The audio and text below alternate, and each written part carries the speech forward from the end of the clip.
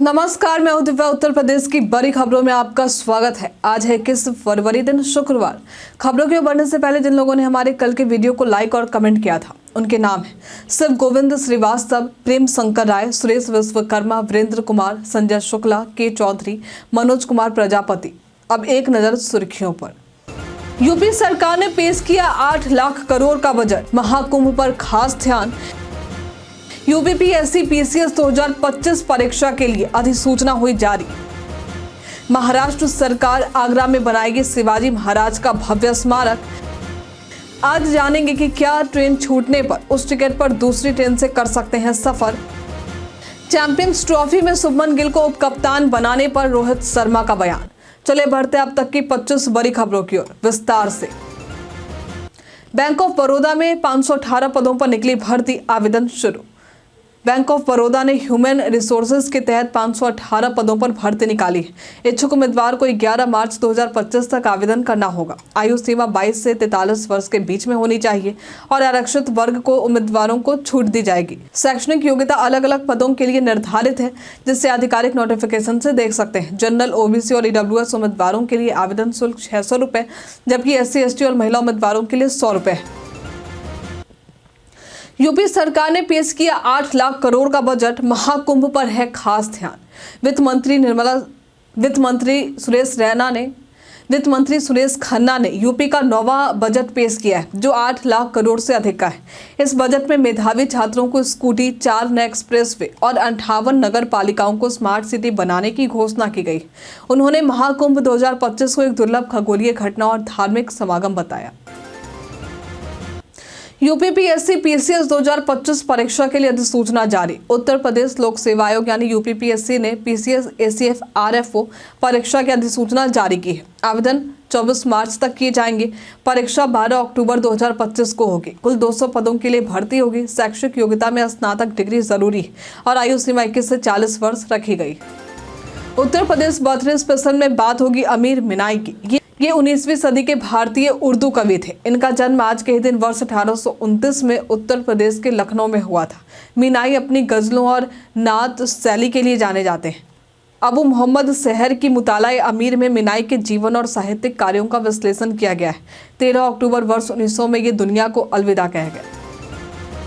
महाराष्ट्र सरकार आगरा में बनाएगी शिवाजी महाराज का भव्य स्मारक। महाराष्ट्र के मुख्यमंत्री देवेंद्र फडणवीस ने आगरा किले के जहांगीरी महल में छत्रपति शिवाजी महाराज की 395वीं जयंती पर घोषणा की कि महाराष्ट्र सरकार कोठी मीना बाजार को अधिग्रहित कर वहां भव्य स्मारक बनाएगी। उन्होंने मुख्यमंत्री योगी आदित्यनाथ से इस पर चर्चा करने की बात कही। साथ ही आगरा मुंबई हाईवे का नाम शिवाजी मार्ग रखने की भी मांग की। महाकुंभ में श्रद्धालुओं की भीड़ से यातायात व्यवस्था पर असर। महाकुंभ में बुधवार को श्रद्धालुओं की अचानक भीड़ बढ़ी। इससे यातायात प्रभावित हुआ, जिससे प्रमुख मार्गों पर 4 किलोमीटर लंबा जाम लग गया था। 80,000 वाहनों ने प्रयागराज में प्रवेश किया और 1.19 करोड़ श्रद्धालुओं ने संगम में डुबकी लगाई। एयरपोर्ट पर 254 विमानों का आगमन हुआ, जिससे एयर ट्रैफिक नियंत्रण में भी समस्या आई। योगी सरकार का बजट, प्रदेश की अर्थव्यवस्था में सुधार। उत्तर प्रदेश सरकार ने 2025-26 का बजट पेश किया है। वित्त मंत्री सुरेश खन्ना ने कहा है कि योगी सरकार के कार्यकाल में प्रदेश की अर्थव्यवस्था में उल्लेखनीय सुधार हुआ है। 2016-17 में प्रति व्यक्ति आय 52,671 रुपए थी, जो अब बढ़कर 93,514 रुपए हो गई है। प्रदेश की GSDP 27.51 लाख करोड़ रुपए तक का पहुंचने का अनुमान है। कुछ खास दस्तावेजों को डिजी लॉकर में नहीं रख सकते हैं आप। डिजी लॉकर में आप कुछ खास दस्तावेज ही रख सकते हैं। इसमें आप सरकारी दस्तावेज जैसे Aadhaar card, PAN card, driving licence, voter ID card और स्कूल की मार्कशीट आदि रख सकते हैं। लेकिन कुछ दस्तावेज ऐसे हैं जिन्हें आप डिजी लॉकर में नहीं रख सकते। इनमें निजी कंपनियों के कॉन्ट्रैक्ट, प्राइवेट रसीदें या अनौपचारिक दस्तावेज शामिल हैं। इसके अलावा जो दस्तावेज सरकारी मान्यता प्राप्त संस्थान से जारी नहीं किए गए, उन्हें भी डिजी लॉकर में स्टोर नहीं किया जा सकता है। संवेदनशील जानकारी जैसे बैंक खाता डिटेल्स, ATM पिन और क्रेडिट कार्ड डिटेल्स भी डिजी लॉकर में नहीं रख सकते। हाथ से लिखे गए दस्तावेज भी डिजी लॉकर में नहीं रख सकते हैं। SC/ST अत्याचारों पर सरकार की सहायता योजना। समाज कल्याण विभाग के आंकड़े में पता चला है कि 2024-25 में आगरा मंडल में अनुसूचित जाति और जनजाति पर अत्याचार के 589 मामले दर्ज किए गए, जिनमें 711 पीड़ित थे। फिरोजाबाद में सबसे ज्यादा 221 मामले आए, जिनमें 259 पीड़ितों को 2.35 करोड़ रुपए सहायता मिली। अत्याचार पीड़ितों को 85,000 से 8.25 लाख रुपए तक आर्थिक मदद का प्रावधान है। विधानसभा में राष्ट्रगीत के सम्मान पर जांच और भाषाई प्रस्ताव। राज्यपाल के अभिभाषण के बाद राष्ट्रगीत के दौरान विपक्ष के सदस्यों द्वारा खड़े न होने पर जांच का आदेश दिया गया है। सपा सदस्य राकेश प्रताप सिंह ने इसे उठाया और CCTV जांच की मांग की। साथ ही विधानसभा में अब अवधी, ब्रज, भोजपुरी, बुंदेली और अंग्रेजी में बात रखने का प्रस्ताव भी पास किया गया है। क्या ट्रेन छूटने पर उस टिकट पर दूसरी ट्रेन से कर सकते हैं सफर? कई बार ट्रेन में सफर करने वाले यात्रियों पर का ये सवाल रहता है कि ट्रेन के छूट जाने पर उस टिकट पर क्या दूसरी ट्रेन में सफर कर सकते हैं या दूसरी ट्रेन में सफर करने के लिए अलग से टिकट खरीदना होगा। भारतीय रेलवे के नियमों के अनुसार अगर आपके पास जनरल टिकट है और ट्रेन छूट जाती है तो आप उसी कैटेगरी की दूसरी ट्रेन में सफर कर सकते हैं। हालांकि यदि आप प्रीमियम ट्रेनों जैसे वंदे भारत या तेजस में यात्रा करना चाहते हैं तो आपको अतिरिक्त जुर्माना भरना पड़ सकता है। वहीं अगर आपके पास कंफर्म रिजर्वेशन टिकट है और ट्रेन छूट गई तो आप उस टिकट पर किसी दूसरी ट्रेन में सफर नहीं कर सकते। महाशिवरात्रि के लिए रामगंगा पुल कांवरियों के लिए खोला जाएगा। महाशिवरात्रि के मौके पर प्रशासन ने रामगंगा पुल को कांवरियों के लिए 26 फरवरी तक खोलने का निर्णय लिया है। पैदल और बाइक सवार कांवरियां पुल से गुजर सकेंगे, लेकिन अन्य वाहनों को अनुमति नहीं मिलेगी। पुल की मरम्मत के काम को तेजी से किया जा रहा है और यातायात व्यवस्था के लिए पुलिस तैनात रहेगी। विधानसभा में महाकुंभ और सरकार की नीतियों पर घमासान। विधानसभा में राज्यपाल के अभिभाषण पर सपा नेता शिवपाल यादव ने महंगाई, बेरोजगारी और सरकार की नीतियों पर सवाल उठाए। उन्होंने गंगा जल को इवेंट मैनेजमेंट का हिस्सा बताया। वहीं भाजपा विधायक सलभ त्रिपाठी ने महाकुंभ की तारीफ की और विपक्ष पर तंज कसा। महाकुंभ के आयोजन को यूपी की अर्थव्यवस्था के लिए फायदेमंद बताया गया। यूपी में आज मौसम में बदलाव, बारिश की है संभावना। मौसम विभाग के अनुसार आज उत्तर प्रदेश के 33 जिलों में हल्की बारिश और कुछ जिलों में ओले गिरने की चेतावनी है। गोंडा, सीतापुर, लखीमपुर खीरी, मेरठ, वाराणसी और प्रयागराज समेत कई जिलों में मौसम बदलेगा। कुछ इलाकों में धुंध और हल्का कोहरा भी रहेगा, जबकि पश्चिमी यूपी में हल्की बारिश की संभावना है। अयोध्या में शुरू हुई हेलीकॉप्टर सेवा, 10 मिनट में मिलेगा हवाई दर्शन। अयोध्या में हेलीकॉप्टर सेवा का शुभारंभ हुआ है, जिसमें श्रद्धालु 10 मिनट में आसानी से आसमान से राम मंदिर, हनुमानगढ़ी, कनक भवन और दशरथ महल का दर्शन कर सकेंगे। इस सेवा का किराया 4130 रुपये रखा गया है और 60 घंटे पहले बुकिंग अनिवार्य है।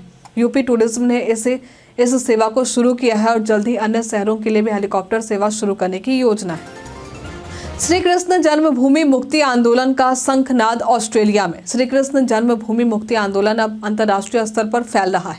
मार्च के अंतिम सप्ताह में ऑस्ट्रेलिया के मेलबर्न में महासंवाद आयोजित किया जाएगा, जिसमें 6000 अप्रवासी भारतीय शामिल होंगे। इसके अलावा हस्ताक्षर अभियान चलाया जा रहा है और अगले चरण में दक्षिण अफ्रीका, केन्या, USA जैसे देशों में भी जागरूकता अभियान चलाया जाएगा।